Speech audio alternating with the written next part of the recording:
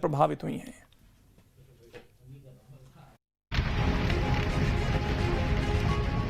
सर्दी का कहर बहुत है दिल्ली एनसीआर में। ठंड बहुत ज़्यादा बढ़ रही है क्योंकि बाहर थोड़ा ये बर्फबारी बहुत ज़्यादा हुई है ना इस बार। दिल्ली एनसीआर कोहरे की जबरदस्त मार, कड़ाके की ठंड में कुदरत का डबल अटैक।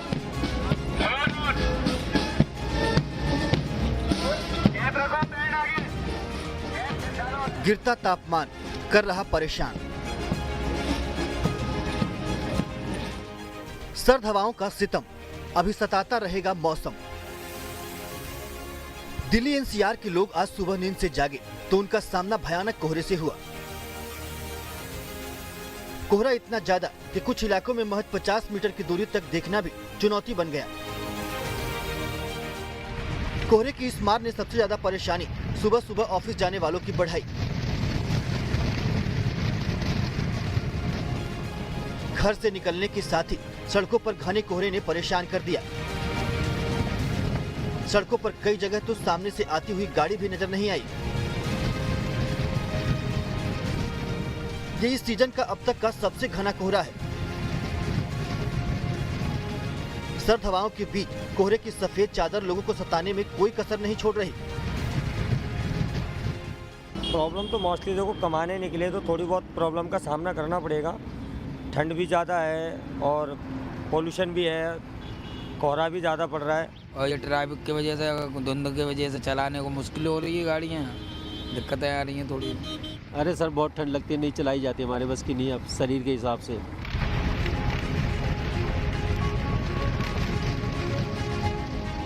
दिल्ली में ठंड का असर लगातार बढ़ रहा है।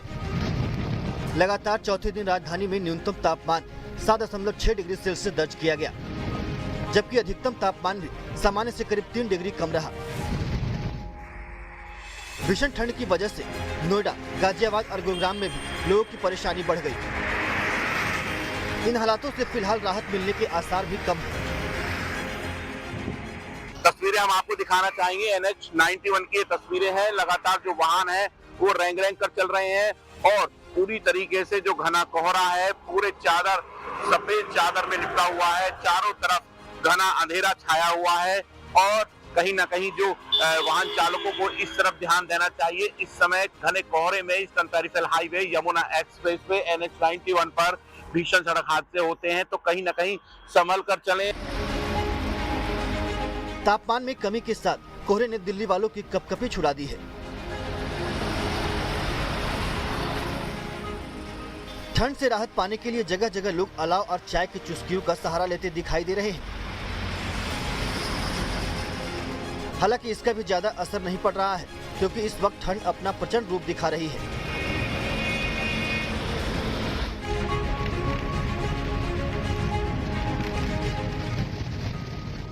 कोहरे की वजह से विजिबिलिटी कम हो गई, जिसका असर गाड़ियों की रफ्तार पर पड़ा। साथ ही रेल सेवा भी बुरी तरह प्रभावित हुई।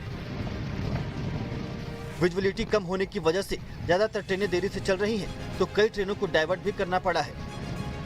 ट्रेन के अलावा हवाई सेवाएं भी बुरी तरह प्रभावित हुई हैं। तमाम एयरलाइंस की तरफ से पैसेंजर को फ्लाइट का स्टेटस देखकर ही घर से बाहर निकलने की सलाह दी गई है।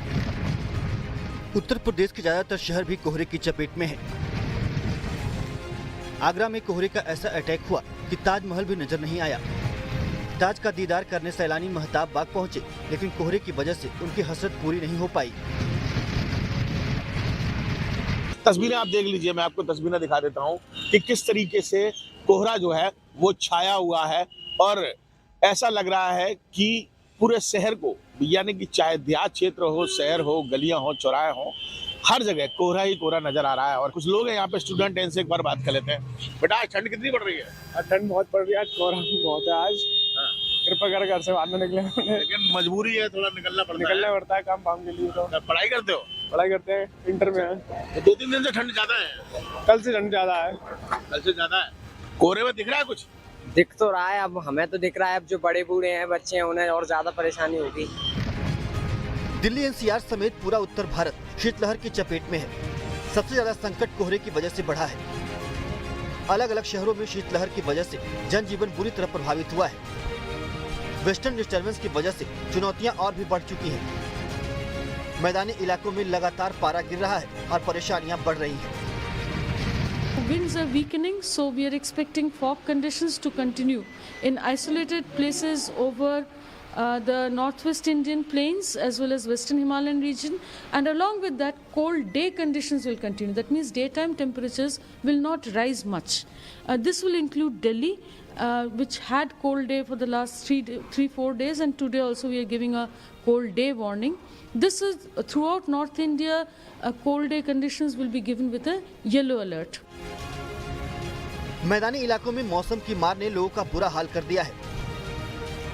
मौसम विभाग ने पहले ही कोहरे का अनुमान लगाया था, जो सटीक साबित हुआ है। शनिवार को भी दिल्ली एनसीआर में इसी तरह के हालात बने रहने के आसार हैं। मौसम विभाग की ओर से ऑरेंज अलर्ट जारी किया गया है, यानी ठंड और कोहरे का डबल अटैक लोगों की आफत बढ़ाता रहेगा।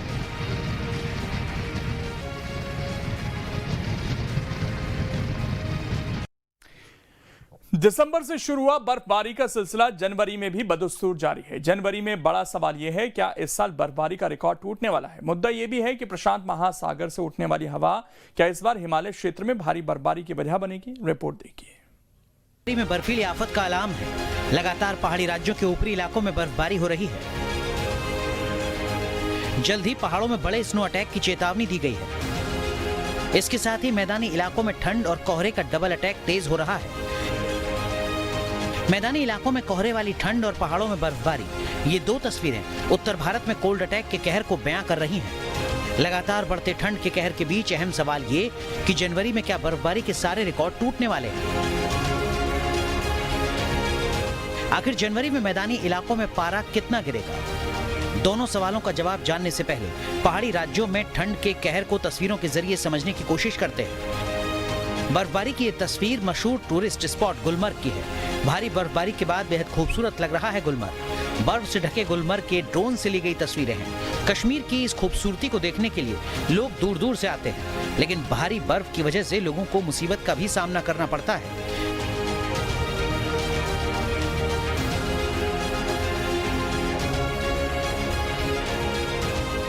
कश्मीर में जोजिला पास का ये वीडियो उसी मुसीबत को बयां करता है। जोजिला पास कश्मीर को लद्दाख से जोड़ता है। दोनों तरफ हुई बर्फबारी से रास्ता पूरी तरह बंद हो चुका है।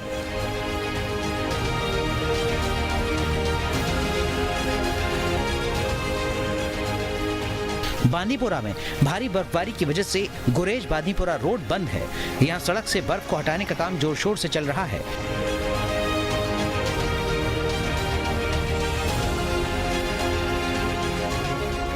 बारामूला जम्मू कश्मीर के उन इलाकों में शामिल है जहां लगातार बर्फ गिर रही है। यहां दिसंबर के बाद जनवरी में बर्फबारी का सिलसिला जारी है।